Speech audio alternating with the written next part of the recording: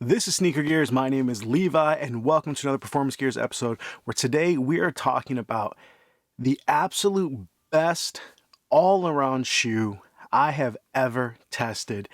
If you're a dad, if you're a person who's just looking for one shoe, we may have found it.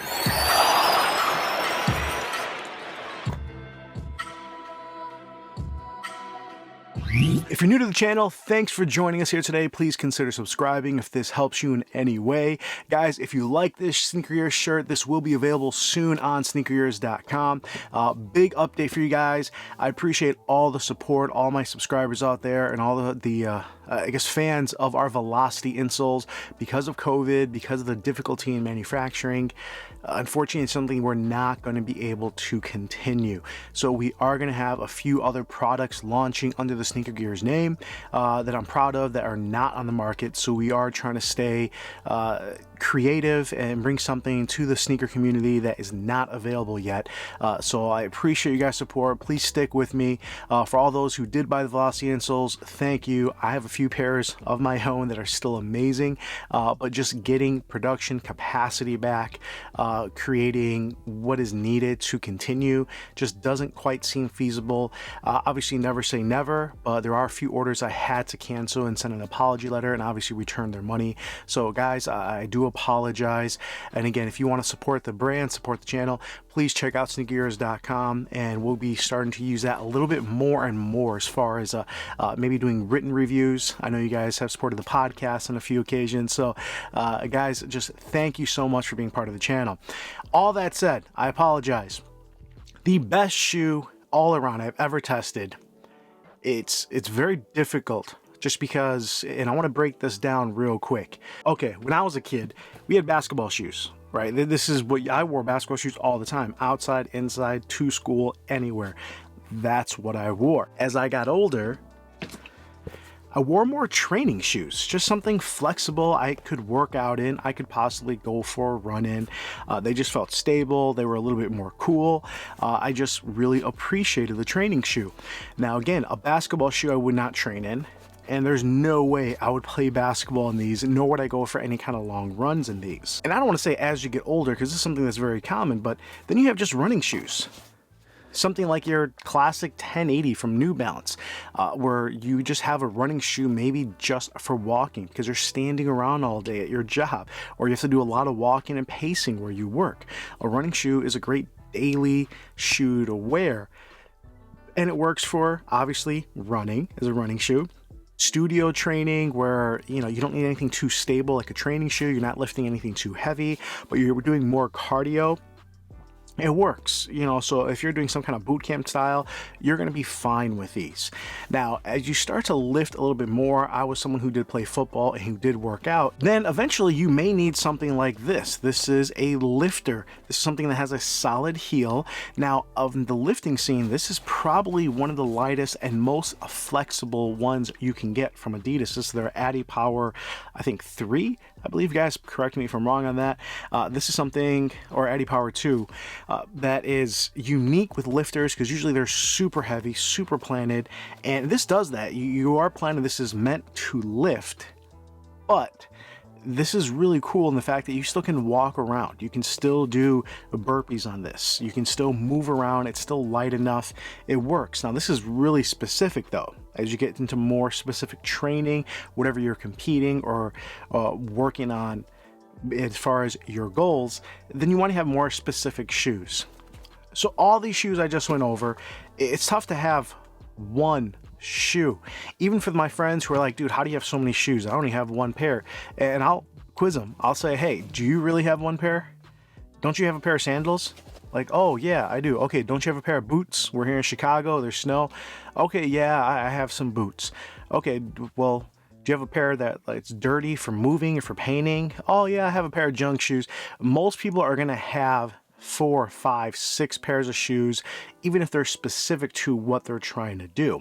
Now, if you take that to training, you have running, you have lifting, then you have your sport, basketball shoes, cleats. If you play baseball, soccer, different kind of boots that you're wearing for that. There's usually you're going to need a multitude of shoes depending on what your goals are that are going to allow you to excel in what you're doing. So what's one shoe that does the most? I give you the Curry 8. This is the first shoe under the Curry brand. I'm not sure if it's called the Curry Flow, that's the name of the cushioning, or the Curry 8, because Curry 8 would be the 8th shoe under Under Armour Curry. This is under the brand Curry. Anyway, this cushion is also available through a running shoe. I believe it's called their Velocity Wind. And honestly, this has more cushion than that. Doesn't feel that much heavier. Now, this specific colorway does have a suede vamp on both sides. That is incredible. Just the raw materials on this are fantastic. Some of the first few models had some really cheap plastics. So having something that just even feels like leather, even here in the back, even if it isn't leather, still goes a long way. Having something like the suede that you can just feel that, it goes a long way, because this is a $160 shoe. So what are you getting for 160 bucks? For all my guys out there who are our dads, for all the women out there who just want to get one pair of shoes, you know, they're training, they're running, they're doing errands with their kids, their family, whatever it is. This shoe is incredible. First off, it starts off with the knit upper that just fits. It just fits. It feels like a running shoe. The closest shoe to this that always gets a lot of praise for its fit is going to be the 1080 and the Hypo Knit from New Balance. This is also a $150 shoe. This, I did go up half a size, so if you're a wide footer, consider maybe going half a size up, but it does break in, so I could possibly have gone true to size, because this does mold to your foot. Even though this doesn't have a traditional tongue, it has plenty of space. If you have a high instep, if you have a thick toe box, if you have a wide midfoot, flat foot, it almost doesn't matter. You're able to wear this shoe and enjoy it. It just fits, which that itself goes a long way. And a lot of people confuse the cushion and comfort of a shoe with the comfort of the fit. But if it fits you well, it goes a long way. So first off, I think the materials on this specific colorway maybe help with that versus some of the plastic materials. So if you are buying a colorway, make sure it does have more of a leather type or suede type accent material. All right, so the fit is great. That's gonna take care of you as far as your casual use, you're walking, you're just comfortable wearing this. Second is gonna be support. And when I say support, that's gonna apply to something like lifting, some kind of training, hard cuts, or obviously basketball, being this is a basketball shoe. Funny enough, even though this is a knit, and it does not feel like this will have enough support. It just doesn't. If you tried this on in store without actually testing it, it's tough to believe this is an actual basketball shoe. It's tough to believe this is as capable as what it is. Now, it doesn't have a traditional, like, firm, you know, heel cup. I can still move it, but there is something stiff in there. Has some plastic accent right here that's more rubbery, but your heel is held in place. You're good to go. I actually was able to lift over 300 pounds on my squat with this and felt decently comfortable. Obviously, would you be more comfortable an actual lifter? Depending who you are, yes and no. Quan Fit, an IG Instagram kind of influencer and fitness guy who used to be in Chicago, I follow him. He was lifting some heavy squats in his Curry 4s. I actually DM'd him, he was cool enough to respond, and he just felt more comfortable because I believe he's like a size 14 or 15, and he's just not comfortable finding shoes that fit him, that allow him to move how he wants to move. Now, he's worked on his plyometrics with heavy squats, with a lot of jumps, doing his lifts, doing his runs, and he does it all in these. Now, I've done runs in these, I've done basketball, I've done some training in these, and we'll go back to the support there. You have lateral support, you have containment in the heel, you have lockdown with the laces that, because it has these kind of strips, and hopefully you guys can see it here, right there, it actually pulls really evenly down on your foot. So it works out really well where you don't have a lot of lace pressure. You may have to play around with it a little bit, but it does such a great job with pulling you in with no heel slippage, locking you down, and controlling you laterally. And on top of all that, you have a relatively flat, stable base. And this is what you need if you're going to be doing kind of heavy weights and some training. And if you're doing any kind of quick lateral work, you need that lateral support. Now, the only negative I'll find on this shoe, and I'll get to that at the end, but we'll talk about the midsole and the traction. It has to do with the traction, but the midsole, the cushion, so one and the same, the cushion is generally from the midsole, and the traction are all one piece. So this is something that does not have a rubber outsole. This is something that does not have any additional weight, and because of that feels really lightweight on your foot. I didn't measure it, but this compared to almost every other basketball shoe I have feels lighter on foot. So I know that's not a measurement wise, it is still a little heavier because it has those support pieces and it has a lot of containment and structural rigidity to it, but it feels super light on your feet. It feels super flexible, like it just moves naturally with your foot. So this is something that you can take for a jog, and it's not a high max cushion shoe. All right, how I would describe this cushion is it absorbs impact really well. It feels just soft enough. This is not a soft ride. There's almost no bounce at all, but there's nothing jarring. You can come down from a 36-inch box jump, land, and without even trying to absorb it, and you don't feel anything. You can run on concrete, and again, it's firm. Maybe for running shoes, I do like a softer running shoe, but this is actually fairly comparable to the 1080.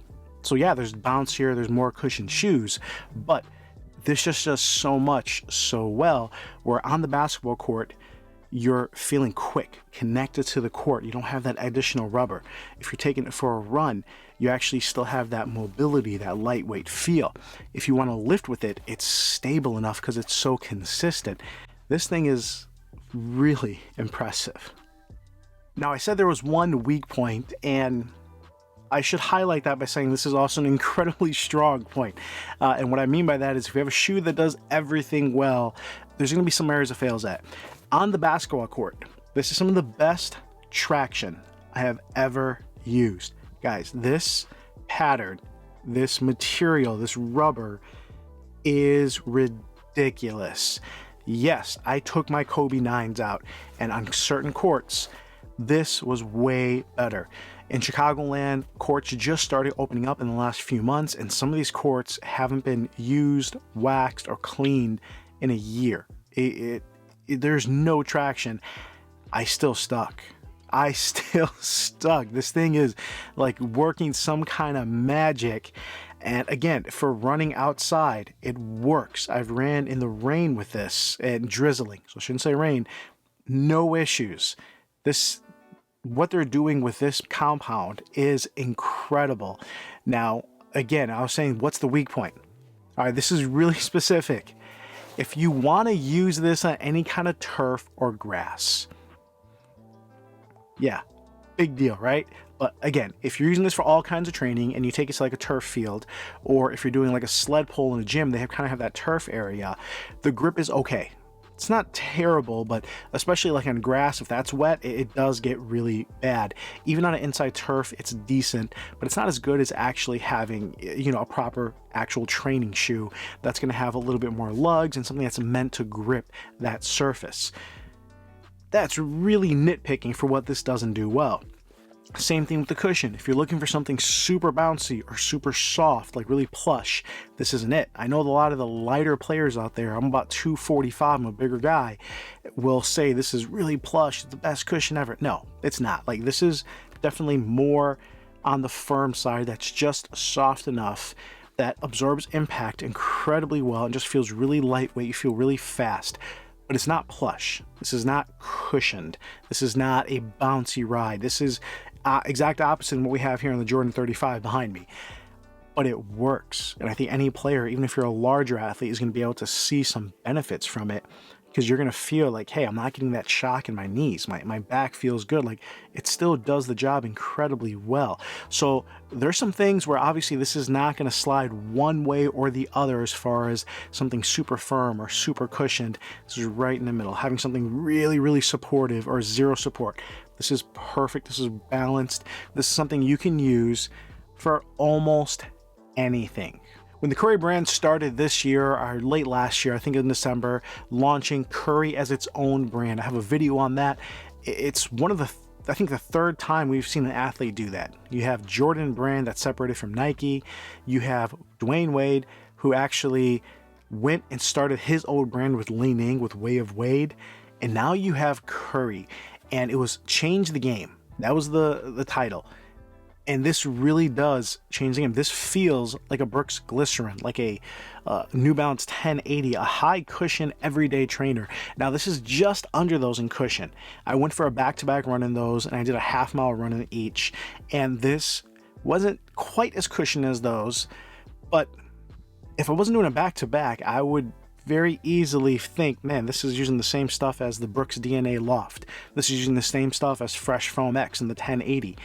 But those companies have more cushioned options.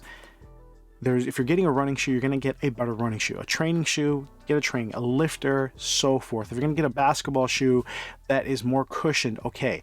But if you're looking for something that does everything, if you're a guard and you want some of the best traction ever, Hall of Fame status, ridiculous levels of traction on any court, if you want a fit that is A1, that is absolutely fantastic, the Curry 8 is amazing. Way to go, Under Armour. DG Hoops on Instagram, he actually wears these all the time. He's a huge supporter. He's one of the reasons where I'm like, yeah, I got to get these as soon as they come out. And I'm always a big fan of trying to get the first shoe of any like major athlete. So obviously I do have the Zion 1s in, and that will be a review coming out soon as well. Guys, girls, if you liked that review, please give it a thumbs up. If you wanted me to do any direct comparisons, I'm more than happy to kind of give you an idea how it stacks up.